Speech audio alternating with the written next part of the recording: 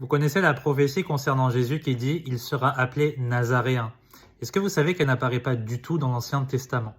En Matthieu chapitre 2, il est écrit « Et alla demeurer dans une ville appelée Nazareth, de sorte que fut accompli ce qui avait été dit par les prophètes », c'est important, « Il sera appelé Nazaréen ». Pourquoi est-ce que c'est important, les prophètes? Eh bien parce que en fait, quand on voit ce pluriel, il faut comprendre que c'est un enseignement général concernant le Messie.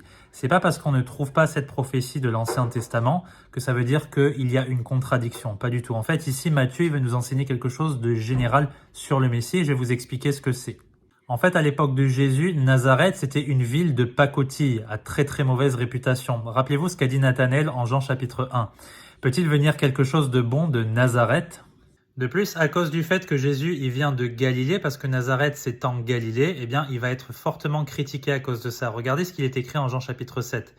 Ils répondirent et lui dirent « Es-tu aussi Galiléen? Examine et vois qu'aucun prophète n'a été suscité de Galilée. » Donc en fait, on se demande pourquoi est-ce qu'il vient de Galilée? Eh bien, c'est très important qu'il vienne de Galilée. Rappelez-vous que c'est là qu'il va commencer son ministère. Il va amener même beaucoup de gentils, de non-juifs à la repentance. Et rappelez-vous que d'après l'Ancien Testament, le Messie doit être méprisé. Ça doit être un serviteur méprisé. On voit ça en Ésaïe 53. Donc si vous venez d'une région qui est très mal famée, vous allez être méprisé surtout par les religieux juifs. Donc le fait que Marie et Joseph s'installent en Galilée, ça va accomplir en fait l'œuvre du Messie. C'est tout à fait incroyable en fait, il faut le voir de ce point de vue-là.